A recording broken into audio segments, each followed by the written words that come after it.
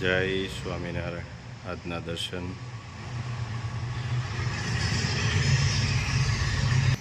જય ગણપતિ દાદા. જય કષ્ટભંજન દેવ. જય સ્વામિનારાયણ. વહેમ હતો કે આખો બગીચો આપણો છે. વાવાઝોડા પછી ખબર પડી કે સૂકા પાંદડા પર પણ હક પવનનો હતો. સાહેબ, સુખ હોય પણ શાંતિ ન હોય તો સમજવું કે તમે ભૂલથી સગવડને સુખી સમજી બેઠા છો. Good morning. જય સ્વામિનારાયણ, જય સિયારામ, જય શ્રી કૃષ્ણ, જય માતાજી, ઓમ નમઃ શિવાય. સત્યમેવ જયતા સિદ્ધેશ્વર મહાદેવની જય.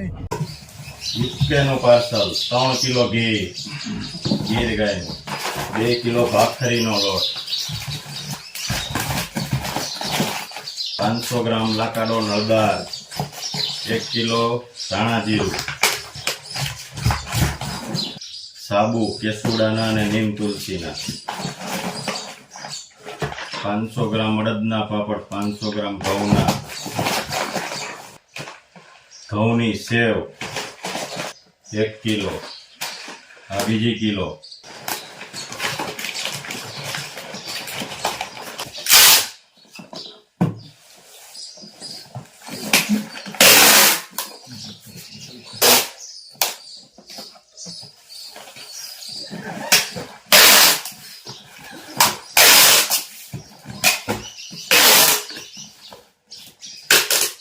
બે હેર ઓઇલ, 2 શેમ્પુ,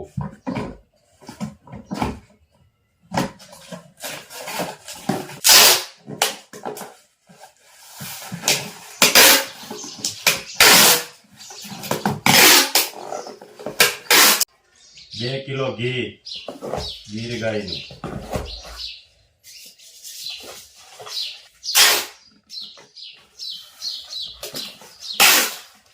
500 ગ્રામ છાશ મસાલો,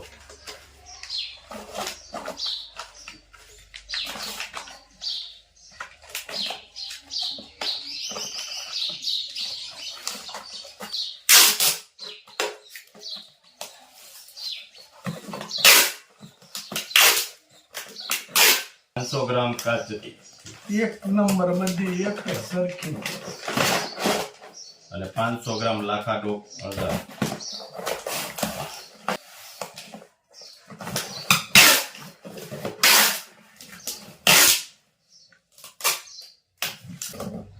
બે હેર ઓઇલ, 500 ગ્રામ લાખાડો હળદર,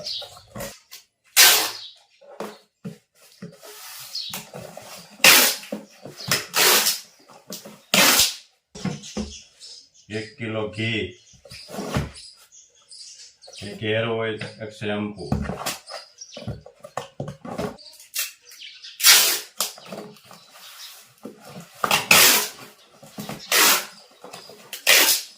નારાયણ. જય સ્વામિનારાયણ. આજ પ્રયાગ માટે કઈક નવીન આઈટમ બનાવવાની છે. રાજગરો કેદુનો પડ્યો છે. હા, એટલે ફોડીને ને ઢેફલી બનાવી દઈએ, લાડુડી બનાવી દઈએ ગોળમાં, એટલે આમે સારું ને. હા, નિશાળે હમણાં પરીક્ષા છે ને, હા, તે લઈ જાય ને નાસ્તામાં. હા, સરસ મજાનો જો રાજગરો છે. હમણાં બા ફોડશે, ફૂટી જાય પછી આપણે એને પાક લેવાનો ગોળમાં. સરસ મજાની થાય. અને આમાં ફરાળમાં કામ લાગે કે ફરાળમાં કામ લાગે. હા, ફરાળી કહેવાય. આમ રાજગરો ફરાળી હોય, હા, ફરાળ. એટલે એમાં ફરાળમાં પણ હાલે. આ સારું, હાલો તો પહેલાં તમે ફોડી લો, પછી આપણે એને પાક લેવો. જો કડાઈ તપી ગઈ છે, થોડો થોડો નાખવાનો. હા, પછી આપણે ધાણી ફોડીએ એમ ફોડવાનું કે હા. જો એ કપડું લેવાનું કોટનનું, અને આવી રીતે ધીમે ધીમે હલાવવાનું.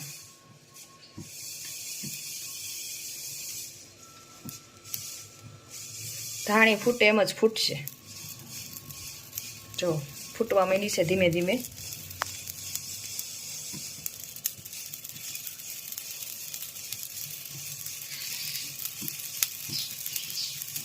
મસ્ત ફૂટે છે. અને તપાવેલો હોય ત્યારે બહુ મસ્ત થાય કે મમ્મી? હા, ઘાર હોય તો ઓછી ફૂટે, ઘાર હોય તો ઓછી ફૂટે. આ જો તપાવેલું છે એટલે સરસ થઈ ગયું. જો 2 જ મિનિટમાં ફૂટી ગઈ. ફોડીને ઘણી બધી ફોડી નાખી છે આપણે. હવે એને આપણે પાક લેવાનો છે. સરસ મજાની ફૂટી ગઈ. જો હવે ગોળનો આપણે પાક લેવાનો છે. પછી જો મસ્ત મજાનો ગોળ વાતરે છે બા. હમણાં પછી એનો પાક લેવાનો છે, ગોળ કપાઈ જાય એટલે. મમ્મીએ પાક લેવાનું શરૂ કરી દીધું છે. ગોળ ઉગી ગયો છે, ધીમે ધીમે પાક આવવા માંડ્યો છે. આમાં કેવો મમ્મી પાક લેવાનું હોય? બહુ પાક ન લેવાય, બહુ પાક લઈને હા, તો પાછું ભૂર ભૂકો થઈ શકે. અને બહુ પાકે નહીં ને આકરો નહીં ને માપસે રાખે, નકર તો પાછું લાડુ રહી ન હોય. બહુ પાક લઈ તો ઢેફલી ન પડે, જેટલી ન પડે કે લાડુ ઢીલો રહે તો ઓછો રહે તો ન પડે. હા, તોય બે બાદ હરખું રાખો, સરસ મજાનો પાક આવી ગયો છે. હવે આપણે એમાં રાજગરો ભેળવી દેશું, ફોડેલો નીચે ઉતાર લેવાનું. એમાં જેટલો ગોળ ઘટે તો પછી વધારવાનો રાજગરો. વધારી નાખે ધાણીને. આ ધાણી કહેવાય, આમ ધાણી જ કહેવાય પણ આમ ફોડેલી ફોડેલી. રાજગરો. વધે તો વધારી દેવાનો.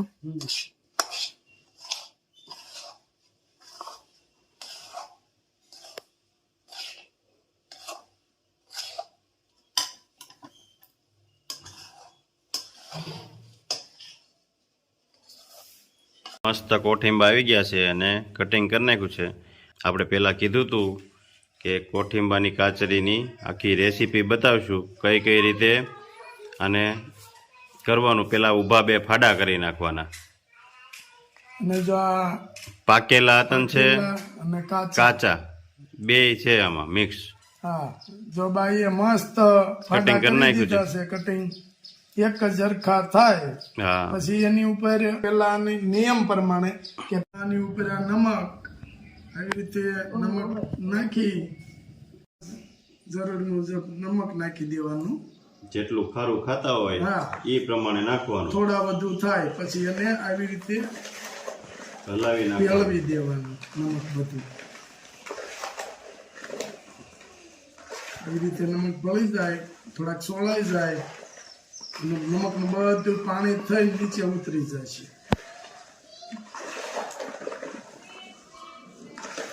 પછી સ્વાદ અનુસાર જ નાખવાનું. હા, જેવું તમે જેટલું ખારું ખાતા હો એટલું. એટલું નાખવાનું. પછી બહુ ખારું થઈ જાય હા, તો તમે ખાઈ ન શકો. ખવાય નહીં અને મહેનત બધી. પણ આપણે તો દર ફેરાનું છે એટલે આપણે માપનું જ હોય છે. આજે વાડીએથી મળી ગયા હતા તાજા કોઠીંબા, હા, એટલે કીધું આજે આખી રેસીપી બતાવી દઈ, આ કઈ રીતે રીતે કરવાનું. આ રીતે નમક ભેળવી દેવાનું. પછી આને રાખવાના આ જ રીતે. અને આજે અત્યારે નમક ભેળવાઈ ગયું છે એટલે કાલે એમાં સવારમાં છાશ નાખી દેવાની. ખાટી છાશ નાખી દેવાની. એમાં ખાટી છાશ નાખી અને આવી રીતે 2 દિવસ રાખી દેવાના. પણ નમક એને છે ને એને આવી રીતે બરાબર બધાને નમક ભળી જાય એ રીતે પછી ખાટી છાશ નાખી અને 2 દિવસ એને આવી રીતે રાખી દેવાના. પછી 2 દિવસ પછી બહાર કાઢી પહેલા એને આ રીતે સુકવવાના, પછી એને આ રીતે સુકવવાના. ઊંધા હોળા કરવા પડે એટલે જલ્દી સુકાઈ જાય. તો અત્યારે થોડોક તડકો નીકળે છે તો જલ્દી સુકાઈ જાય. આ જ રીતે આની આખી રેસીપી અને પ્રોસેસ કઈ રીતે કરવાની આ જ રીતે. હતા કોઠીંબા, હવે એને છાશમાંથી કાઢી લેવાના અને હવે આને સૂકવવાના. નીતરી ગઈ છે અને આવી રીતના પછી એને સૂકવી દેવાના. 2 દિવસ આવી રીતે સુકવવાના, 2 દિવસ પાછા આ રીતે સુકવવાના. અત્યારે બધા આવી રીતના સૂકવી દેવાના છે. હા, 2 દિવસ પછી પછી આ સીધા તો સુકવવાનું. ફૂકાઈ જાય એટલે કાચરી. તૈયાર. હા, એકદમ કમ્પ્લીટ થઈ જાય. કાચરી કેમ બને છે? કાચરીની તો વાત જ જવા દે. કાચરી થાય 1 નંબર. હા, આવી રીતના એને સૂકવી 2 દિવસ અને 2 દિવસ પછી સીતા કરી નાખવાના છે અને સુકાઈ જાય એટલે કાચરી તૈયાર એકદમ. ભાવે ભજ્યો ભગવાન